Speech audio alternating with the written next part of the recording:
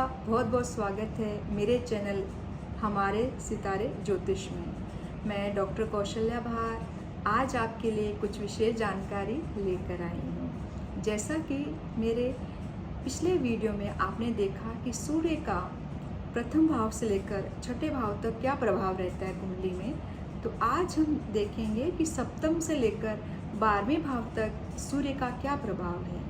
जैसा कि पिछले वीडियो में मैंने आपको बताया था कि सूर्य किन किन चीज़ों का, किन किन भावों का वो कारक है, किस तरह से हमारे जीवन में प्रभाव डालता है, उसका क्या संबंध है, किन कारक भावों को संबंधित अपना संबंध या अपना प्रभाव डालता है, ये हमने जाना।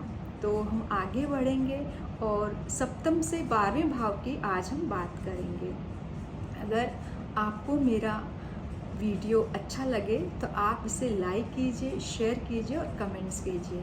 तो हम अपना समय नष्ट न करते हुए आगे बढ़ते हैं और सप्तम से लेकर 12वें भाव तक हम आज जानकारी प्राप्त करेंगे कि इन भावों में सूर्य अगर रहता है तो वह क्या प्रभाव डालता है। तो सबसे पहले हम बात करेंगे सप्तम भाव की। सप्तम भाव हमारे जीवन में बहुत महत्व रखता है। पहला तो ये कि केंद्र भाव है और ये हमारे स्पाउस का भाव है। स्पाउस मतलब अपने पति पत्नी का भाव है। ये हमारी साझेदारी का भाव भी है। बिजनेस में जो पार्टनरशिप रहती है उसका भाव है, पति पत्नी का भाव है। काल पुरुष की कुंडली में यहाँ पर तुला राशि होती है। तो तुला राशि जो होती है वो शुक्र की राशि है। शुक्र क्या है? शुक्र बहुत ही सॉफ्टनेस लिए हुए रहता है, सॉफ्टनेस रहती है, रोमांस रहता है। आपको एक छोटा सा उदाहरण देती हूँ कि अगर कोई मलमल का कपड़ा है, सिल्क का कपड़ा है, अगर उसके ऊपर हम कोई आग का टुकड़ा लाके डाल दें तो क्या होगा? वो झुलस जाएगा, वो कपड़ा वो जल जाएगा। वैसा ही सप्तम भाव है, ये हमारी भावनाओं का भाव है, वैवाहिक जीवन का भाव है। अगर यहाँ सूर्य आ जाता है, अगर ऊर्जा यहाँ आ जाती है, उष्णता अगर यहाँ पर आ जाती है तो कैसा रहेगा? हमारा जीवन जो है, वैवाहिक जीवन जो है वो नष्ट होने के समान हो जाता है। वैवाहिक जीवन में कठोरता आ जाती है, कड़वाहट पैदा हो जाती है। ऐसा सूर्य शुक्र के जो गुण हैं उनको कम कर देता है, उनको जला देता है। अगर पुरुष की कुंडली है और उसके सप्तम भाव में अगर सूर्य बैठा है तो उसकी जो पत्नी रहेगी वो कड़वी वाणी वाली रहेगी, बात बात पे उसको गुस्सा आएगा, अहमी रहेगी। अगर स्त्री की कुंडली रहती है तो उसका पति भी काफ़ी स्वाभिमानी, या कह लें आज के ज़माने में जो एक वर्ड होता है, शब्द होता है, घमंडी किस्म का, घमंडी व्यक्ति रहता है, स्वाभिमानी रहता है, अहंकारी रहता है। और शुक्र के सारे गुणों को ये नष्ट करने का सामर्थ्य रहता है इसके पास में।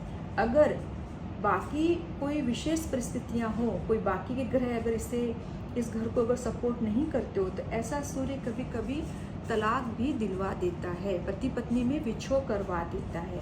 क्योंकि पापी ग्रहों में सूर्य की गणना भी की जाती है।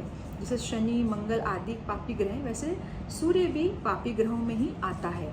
तो वैवाहिक जीवन के लिहाज से सूर्य का सप्तम भाव में होना शुभ नहीं होता है, बहुत अच्छा नहीं कह सकते हैं। और पार्टनरशिप में भी सूर्य जो है वो बहुत ज़्यादा अच्छा नहीं होता है। तो हम आगे बढ़ते हैं, अब बात करते हैं अष्टम भाव की। 8वां भाव। 8वां भाव क्या है? 8वां भाव जो है एक गहराई लिए हुए रहता है, इसे पाताल कहते हैं। ये गड्ढा है। अगर यहाँ कोई ग्रह आ जाता है तो वो बहुत अपने प्रबल प्रभाव को नहीं दिखा पाता है। और सूर्य जो है हमारी कुंडली में दादा को भी, इस 8वें भाव से हम दादा को या बड़े बुजुर्ग जो होते हैं उनको भी देखते हैं। अगर यहाँ पर सूर्य होता है तो क्या होता है? पहली बात कि हमें बुजुर्गों से या अपने दादा के सुख में कमी देखी जाती है।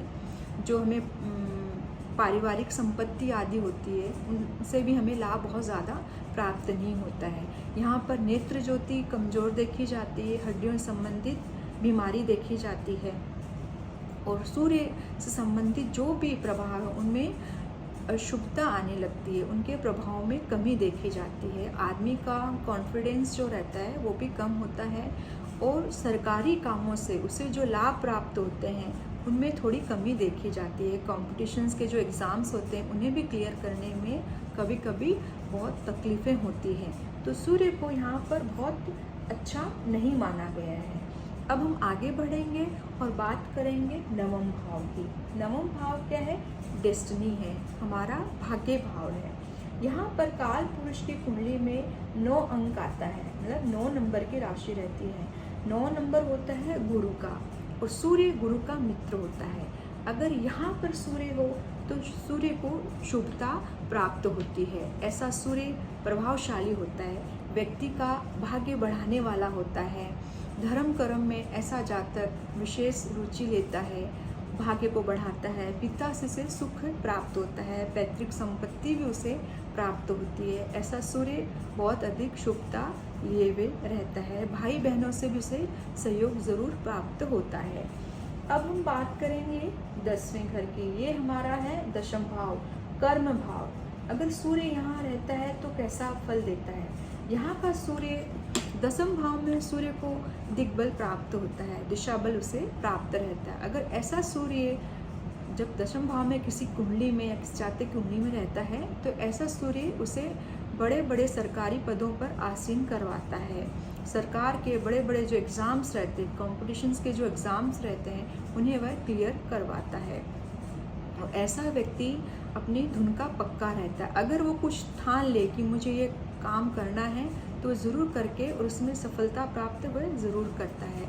और ऐसे व्यक्ति थोड़े से अड़ियल या कहें तो ज़िद्दी स्वभाव के जरूर होते हैं, क्योंकि कर्म क्षेत्र में सूर्य जो होता है वो प्रबल प्रभावकारी हो जाता है। ऐसे व्यक्ति को अपने पिता का सहयोग ज़रूर प्राप्त होता है। और पिता का जो कभी कभी ऐसे भी देखा गया है कि जो पिता काम करते हैं, जो समझ लीजिए पिता ने कोई व्यवसाय किया या पिता की जो ओहदा है या पद है वो उस व्यक्ति को प्राप्त ज़रूर होता है, या उस मतलब अपने पिता का जो बिजनेस रहता है उसको आगे बढ़ाने वाला भी व्यक्ति हो सकता है। तो 10वें घर में सूर्य को अति शुभता प्राप्त होती है। अब बात करते हैं 11वें घर की। ये हमारा आय भाव है। यहाँ से अपने प्रॉफिट्स को देखते हैं हम, क्या किस भाव से हमें आय प्राप्त हो रही है, हमारा आय का क्षेत्र क्या है, हमें कितनी आय हो सकती है, हम सब 11वें भाव से, एकादश भाव से ही देखते हैं। अगर यहाँ पे सूर्य आ जाए, वैसे तो 11वें भाव में कोई भी ग्रह होता है वो हमें आय ज़रूर प्राप्त करवाता है। तो यहाँ पर सूर्य जो रहेगा वो हमें गवर्नमेंट से रिलेटेड आय दिलाएगा। अगर हम सरकारी क्षेत्र में अपना कदम रखते हैं या वहाँ की एग्ज़ाम्स क्लियर करके वहाँ पे जाते हैं सरकार में, तो हमें वहाँ से आय अच्छी प्राप्त होती है। ऐसे ही सूर्य जो 11वें भाव में होता है वो पिता से भी आय ज़रूर प्राप्त करवाता है। और लेकिन कभी कभी संतान उत्पत्ति में ऐसा सूर्य जो होता है बाधा डालता है। व्यक्ति थोड़ा ज़िद्दी गुस्सैल स्वभाव का ज़रूर होता है अगर 11वें घर में सूर्य हो तो।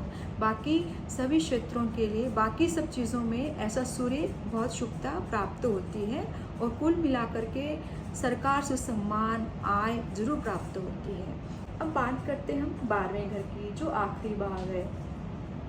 ये जो है वह भाव होता है कुंडली का। यहाँ पर कोई भी जब ग्रह आता है तो वो अपने भावों में कुछ नगण्यता आ जाती है, अशुभता आ जाती है। तो यहाँ पर सूर्य बहुत ज़्यादा अपने आप को कंफर्टेबल महसूस नहीं करता है। ऐसा सूर्य जिस जातक के कुंडली में 12वें भाव में, वो पिता से उसके संबंधों में खटास आ जाती है, पिता से सहयोग प्राप्त नहीं होता है। कभी कभी हड्डियों की बीमारी हो गई है, इस तरह की, और हृदय संबंधी बीमारियां होती है। बड़ों के साथ उसके व्यवहार अच्छे नहीं देखे जाते हैं, और जो अपना उसका जो पाचन तंत्र है वहाँ पर भी उसे कई तकलीफ़ें होने लगती है। तो 12वें भाव का जो सूर्य रहता है वो बहुत शुभता प्राप्त लिए हुए नहीं होता है। यहाँ पर सूर्य को अधिक अच्छा नहीं कहा गया है। उसे सरकारी कार्यों से अड़चनें प्राप्त होती है, पिता के साथ अच्छा व्यवहार नहीं रहता उसका। तो इस तरह से हमने 12 भावों की आज बात की कि सूर्य हर भाव में अपना क्या क्या प्रभाव डालता है।